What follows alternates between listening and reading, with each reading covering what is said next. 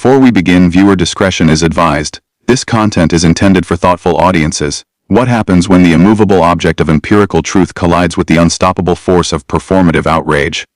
What happens when a 93-year-old intellectual titan, a man born into the crushing poverty of the segregated South, forged in the fires of the Marine Corps, and sharpened in the hallowed halls of the Hoover Institution, walks into a trap designed to humiliate him, only to dismantle the entire mechanism with a few softly spoken sentences? We are told that daytime television is a realm of fluff. We are told it is a landscape of coordinated smiles, softball questions, and promotional banter. But history is rarely made in the places we expect. Sometimes the most brutal ideological battles of our time are not fought on the Senate floor or in the lecture halls of Ivy League universities. Sometimes they unfold under the hot, unforgiving studio lights of ABC, between a commercial for detergent and a segment on celebrity gossip. What you are about to witness in this narrative is not a debate. To call it a debate would imply equality of footing. This was an execution. This was the moment Thomas Sowell, arguably the greatest living economist of the last century, walked onto the set of The View and systematically peeled back the layers of hypocrisy that define the modern media elite. It was the day Whoopi Goldberg, the undisputed queen of daytime talk, realized too late that she had brought a script to a gunfight. She expected a frail old man she could lecture on morality. Instead, she found herself staring into the abyss of absolute, unyielding reality. This is the story of the interview they tried to scrub from the archives. This is the moment the working class found its voice, not in a shout, but in the terrifyingly calm whisper of a man who had seen too much to be intimidated by a television host. That Tuesday morning at the ABC studios on the Upper West Side of Manhattan began with a deceptive, almost surgical calm. Behind the scenes, the machinery of the show hummed with its usual frantic efficiency. Production assistants with headsets clamped over their ears sprinted down corridors clutching clipboards. Makeup artists performed last-minute miracles with powder brushes. The studio audience was whipped into a frenzy of artificial enthusiasm by a warm-up comic. The air smelled of hairspray and high-voltage ozone. But when Thomas Sowell arrived at the backstage entrance, the atmosphere subtly shifted. He did not arrive with an entourage. There were no publicists fluttering around him, no demands for specific bottled water or lighting adjustments. He arrived alone, walking with the aid of a cane, his movements slow but deliberate. He wore a tweed jacket that seemed to belong to a different era, a sensible tie, and an expression of profound, observant stillness. He moved through the chaos of the backstage area like a ghost from a time when dignity still mattered. When a young runner tried to hurry him toward the green room, Sowell simply paused, looked the young man in the eye, and continued at his own pace. He was 93 years old. He had survived the Jim Crow South. He had survived the Korean War. He was not going to be rushed by a 22-year-old intern with a stopwatch. Inside the studio, the stage was set. Whoopi Goldberg sat at the center of the famous curved table, exuding the casual, almost bored authority of a monarch holding court. To her left sat Joy Behar, practically vibrating with energy, reviewing her cards like a prosecutor preparing an indictment. Sunny Hostin adjusted her glasses, pen poised over her notepad, ready to dissect every syllable. 5 minutes to air, a stage manager shouted, his voice cracking with urgency. Whoopi leaned over to Joy, whispering something behind her hand. They both chuckled, a sound that lacked warmth, sharp and conspiratorial. They knew the plan. They had the talking points. This segment was supposed to be a teaching moment. They were going to bring on this conservative icon, this relic of the past, and gently, but firmly, educate him on the realities of modern America. They were going to show the world that his ideas were outdated, dangerous, and cruel. They had no idea that they were the ones about to be schooled. And we are live in 3, 2, 1. The red tally light on camera 1 blazed to life. The applause sign flashed, and the room erupted into rehearsed cheering. Whoopi smiled, that familiar wide grin that had charmed millions for decades. "Welcome back, everyone," she announced, her voice booming with practiced warmth. "Today we have a very special guest, a legendary economist, a senior fellow at the Hoover Institution, and the author of a new book that's stirring up quite the conversation. Please welcome Dr. Thomas Sowell." Sowell walked out. The applause was polite and respectful, but noticeably restrained compared to the raucous welcomes usually reserved for pop stars or reality TV celebrities. Calmly, deliberately, he took his seat at the end of the table, unaware, at least in their minds, that the entire narrative was about to collapse.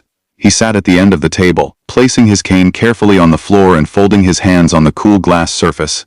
"It is good to be here," Sowell said. His voice was a shock to the system. In a world of shouting pundits and high-pitched urgency, he spoke in a deep baritone barely above a whisper. It forced the entire room to lean in. The studio seemed to lose its oxygen. "We're glad you could make the trip," Whoopi Goldberg said with a tight smile. "You know, at your age, most people are relaxing on a beach somewhere. But you just keep writing. The problems of the world do not retire." Sowell replied, a faint dry smile touching the corners of his mouth. "So neither can the analysis of them." The audience chuckled. It was a charming opening. For the first several minutes, the interview followed the script perfectly, the calm before the storm. They discussed inflation, housing markets, and long-term historical trends. The conversation was dry, academic, and safe. Sowell answered politely with brevity and grace. But those who truly knew the show, the veteran cameraman, the producers watching from the control booth, noticed something unsettling. Whoopi Goldberg was unusually quiet. She wasn't interrupting. She wasn't cracking jokes. She was watching Sowell with the focus of a predator studying its prey. Her eyes tracked his every movement, waiting for him to settle in, waiting for him to lower his guard. She was letting the old man talk, letting him feel safe. It was a classic ambush tactic: lull the target into comfort. Let them explain themselves. Then strike with the gotcha question meant to shatter credibility. But Thomas Sowell did not have a guard to lower. He had a fortress of intellect built brick by brick over 9 decades of lived reality. And he saw the trap coming long before it was sprung. The shift was unmistakable. You could feel the temperature in the studio drop. Sowell had just finished speaking about the dignity of labor and the resilience of the American small business owner. "That's a very nice sentiment, Thomas," Whoopi said. Her voice had changed. The warmth was gone, replaced by something cold and patronizing. She leaned forward, folding her arms on the table. "It sounds very romantic," she continued. "The struggling shop owner, the bootstrapper, it's a great story for a book." She paused deliberately. The audience quieted, the air crackled with tension. "But let's talk about the real world," Whoopi went on, her voice rising slightly. "You talk about dignity and hard work, as if those are the only things that matter. Aren't you ignoring the reality that for millions of people in this country, people who look like you and me, the game is rigged? The system is designed to crush them." Sowell didn't blink. He didn't recoil. He slowly turned his head to face her. His expression remained calm, but his eyes hardened into flint. "The system?" he asked. 2 words, flat, neutral. "Yes, the system," Whoopi replied, gesturing broadly toward the audience, inviting them into her indignation. "You sit here and tell people to pull themselves up by their bootstraps. But some people don't even have boots, Thomas. Isn't it a little privileged for you to lecture the working class about responsibility when the deck is stacked against them from the moment they're born?" A collective breath was sucked from the studio. This was the attack. She was framing him as the traitor, the elitist who had forgotten his roots. A personal, visceral insult wrapped neatly in the language of social justice. Joy Behar nodded vigorously beside her. "She's right, Thomas. The inequality metrics are staggering." Sowell took a breath. Slow, deep. A lesser man would have stammered. A defensive man would have raised his voice. Sowell did neither. He waited, allowing the echo of the accusation to fade, letting the silence grow heavy. "I am not ignoring anything, Whoopi," he said quietly. His voice remained calm, but now it carried the sound of grinding stone.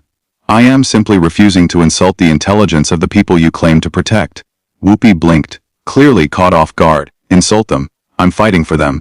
I'm saying they're victims of a predatory capitalist machine. How is that an insult?" "Because," Sowell replied, leaning forward just slightly, "when you tell a man he is a victim, you are not helping him, you are paralyzing him. You are telling the plumber, the truck driver, the single mother working 2 shifts that their efforts are meaningless because the system is too powerful to overcome." "They are victims," Joy interjected, sensing Whoopi slipping. "Thomas, look at the history. Look at the systemic barriers." "I have looked at the history, Joy," Sowell said calmly, his tone steady, unyielding, and unmistakably certain. Sowell replied without even glancing in her direction. His eyes remained fixed on Whoopi. "I have lived the history," he said calmly. "I grew up in a house with no electricity and no hot water.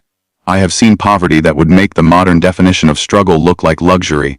And what that history teaches me is this: when you strip a man of his agency, when you tell him his destiny is controlled by forces beyond himself, you kill his spirit long before the economy ever touches his bank account." Whoopi let out a harsh, incredulous laugh. It echoed hollowly through the suddenly quiet studio. "Oh, please, those are just talking points," she snapped. "That's right, wing fantasy. You've been in the ivory tower too long, Thomas. You've forgotten what it's actually like to be poor in America." In the control booth, producers froze. The director's hand hovered over the button to cut to a wide shot. Whoopi had crossed a line. She had questioned the lived experience of a man who had clawed his way up from the bottom of society. Sowell's expression didn't change, tightened. "I have forgotten," he repeated softly. The question hung in the air, heavy, dangerous. Yes, Whoopi pressed on, emboldened by a smattering of confused applause. You've forgotten. You sit here with your tenure and your awards and lecture people who can't put food on the table. You don't understand the modern working class. They aren't lazy, Thomas, they're oppressed. And frankly, they aren't equipped to navigate the complex tax codes and legal loopholes that people like you use. They need us. They need the government to save them, because they can't do it themselves. The silence that followed was deafening. They aren't equipped. They need us. That was the fatal slip. In her attempt to play savior, Whoopi had exposed the rotting core of her worldview condescension. Sowell studied her. Then he adjusted his glasses with slow, deliberate precision. When he spoke again, his voice was no longer conversational. It carried the weight of judgment.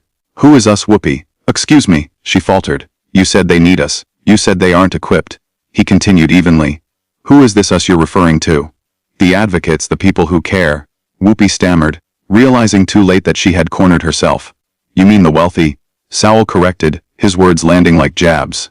You mean the Hollywood elite? You mean the people who make $10 million a year sitting on television, telling the man fixing your studio lights that he is too incompetent to manage his own life? I did not say stupid, Whoopi shouted, her face flushing red. You said they weren't equipped, Sowell shot back. His voice rose for the first time. A sudden crack of thunder that made Sunny Hostin flinch. You implied that without your benevolence, without your guidance, they are lost children. Do you have any idea how arrogant that sounds? Do you realize the contempt dripping from that statement? I am an advocate! Whoopi slammed her hand on the table, the sound echoing like a gunshot. I am standing up for the little guy against people like you who want to leave them to starve. You are standing on the little guy to make yourself look taller. Sowell replied instantly. The retort was so sharp it felt like a physical blow. Joy Behar tried to jump in, her voice shrill. Now wait a minute, I am speaking to Whoopi, Sowell said firmly. He didn't shout. He didn't need to. The authority in his voice was absolute. He raised a single finger and Joy Behar, famous for never letting a guest finish a sentence, fell silent, sinking back into her chair. Sowell turned back to Whoopi as the cameras zoomed in. The tension was electric, as if the air itself were vibrating. You want to talk about the working class? He asked, his eyes locked onto hers. Then let's talk about them, because I don't think you know them. The real working class is not looking for handouts. They're looking for the government to get its boot off their necks. They want schools that teach their children to read and write, instead of turning them into political activists. They want safe streets so they can walk home from their second job without being mugged. He leaned closer. And who opposes those things, Whoopi? Who fights against school choice? Who calls for defunding the police? Who creates the inflation that wipes out their savings? His voice dropped, deliberate and devastating. It is not the working class. It is the us you are so proud of. That's a lie, Whoopi shouted. She was unraveling now. Her composure fractured in real time. She looked around the table for support, but Sunny and Sarah stared down at their desks, desperate to avoid the crossfire. We are the party of the people, Whoopi insisted. No, Sowell replied, his voice dropping back into that terrifyingly calm register. You are the party of the faculty lounge. You are the party of the penthouse. He gestured subtly around the studio. You sit here in New York City, in a studio that burns more electricity in an hour than a small town uses in a week, and you lecture a coal miner in West Virginia about his carbon footprint. You lecture a mother in Chicago about why she shouldn't own a gun to protect her family, while you have armed security waiting for you backstage. A murmur rippled through the audience. It started low, uncertain, then grew louder. It wasn't booing. It was recognition. It was the sound of people realizing the emperor had no clothes.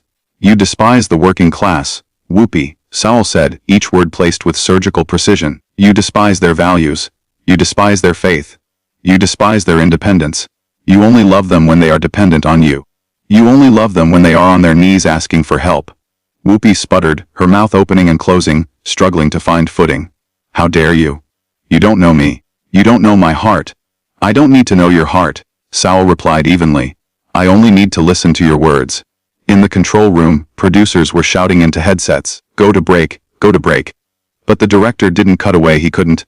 This was the most riveting television the show had aired in years. It was a slow motion collision, and Thomas Sowell was driving the bulldozer. The trap had been sprung, but the predator was now the prey.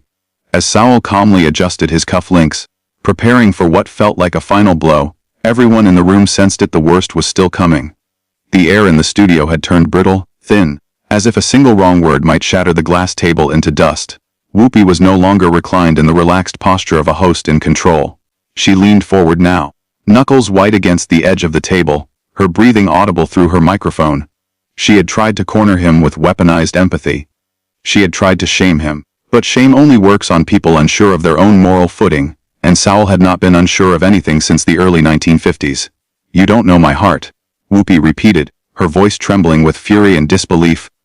"I don't need to know your heart," Sowell said again, his voice now like gravel under heavy tires. "I look at the wreckage of your policies. I look at broken families, crime-ridden neighborhoods, and schools where graduation rates exceed literacy rates. You judge yourself by your intentions, Whoopi. I judge you by your results, and your results are catastrophic." Joy Behar finally snapped. She lunged forward, stabbing the air with her finger. "This is exactly what I'm talking about," she shrieked. "You sit there with your cold statistics and your so-called results, but you don't care about people. It's cruel, Thomas. It's cruel to tell people they're on their own. It's cruel to cut the safety net. You've turned your back on your own community, just to get applause from the right." The accusation hung in the air, naked and ugly. It was the old slur thinly disguised in the polite language of daytime television. The audience gasped. Even by this show's standards, it was too far. Sowell turned toward Joy slowly. He didn't look angry. He looked tired, like a professor addressing a student who hadn't done the reading. "Cruel?" he asked softly. "Yes," Joy insisted, though she instinctively shrank under his gaze. "Cruel. Let me tell you what cruelty is," Sowell said. He began tapping a finger on the table, a slow, rhythmic beat. "Cruelty is lying to people. Cruelty is looking a young man full of potential in the eye and telling him his skin color is a prison. Cruelty is telling him that history has doomed him, so he shouldn't even try. Cruelty is lowering educational standards because you don't believe certain people are capable of excellence." He paused. The silence that followed felt heavy enough to crush a lung. "I have spent my life trying to get government out of the way so black families can rise," he continued, his voice gaining strength, vibrating through the studio floor. "You have spent your career advocating policies that keep them dependent on the state for housing, food, and health care." He leaned in, eyes locked on Joy. "You want them to be pets. Well-fed, well-kept, and leashed by people like you. I want them to be free men and women." He stopped tapping. "Now tell me which one of us is cruel." Joy Behar opened her mouth. Nothing came out. Joy looked to Whoopi, desperate for a lifeline, but Whoopi was already launching her counterattack. "We give them safety," Whoopi shouted, abandoning any remaining pretense of a civil interview. She was standing now, or half-standing, hovering over her chair. "We give them a floor to stand on. Without us, they would have nothing. We provide the safety net that keeps this country from collapsing into anarchy." This was the moment. The escalation was over. The explosion had arrived. Thomas Sowell stopped tapping his finger. He placed both hands flat on the table and pushed his chair back. The screech of metal legs against the studio floor sliced through the silence. Slowly, painfully, yet with immense dignity, the 93-year-old man stood. He no longer looked frail. He looked like a monument carved from granite. He towered over the seated hosts, leaning forward, invading their space, dominating the frame of every camera in the room. "You call it a safety net?" Sowell thundered. His voice was no longer a whisper, was a command. It filled the rafters. It rattled the lighting rigs. "I call it a spider's web." Whoopi cried, but her voice sounded thin now, petulant, almost childish. "I am clarifying everything." Sowell roared back. "You claim you provide a floor to stand on. No, you build a ceiling they cannot rise above." He leaned closer. "You create a world where a single mother cannot survive without the state. Then you call it compassion when you sign the check. You destroy fatherhood in the home with your welfare incentives. You destroy the safety of the streets with your soft, on-crime ideology. And when the community burns, you arrive with a camera crew and a promise to throw more money on the fire you started." "We are trying to help," Whoopi screamed, tears of frustration spilling into her eyes. She was losing, and she knew it. She was being stripped bare on national television. "Help," Sowell laughed, a dark, dangerous sound. "If you wanted to help, you would get out of the way. But you don't want to help. You want to control." He straightened, his finger trembling as it pointed directly at her. "That is the dirty little secret of the American left, Whoopi. You need the poor. You need them to remain poor. You need them angry. You need them afraid. Because if they were prosperous, independent, and strong, they would not need you." The camera operators froze. Producers screamed into their headsets. "Cut the mic! Cut the mic!" But the audio engineer sat motionless, hands in his lap, transfixed. No one could intervene. This wasn't television anymore. It was a natural disaster. You don't stop it. You witness it. You speak of the working class as if they are a charity case, Sowell said, his voice dropping back into that deadly, rhythmic cadence. You pet them. You feed them scraps from your table. And when they bite back, when they vote for the wrong person, pray to the wrong god, you threaten to put them down. I have never. Whoopi tried to interrupt. You despise them every day. Sowell cut her off, relentless. You despise their freedom. Because a free man does not need a talk show host to tell him how to live. A free man does not need a bureaucrat to tell him how to raise his children. He leaned in so close that Whoopi recoiled, pressing herself back against her chair. You are not the savior of the poor, Whoopi Goldberg, Sowell declared. Each word landed like a hammer. You are the architect of their despair.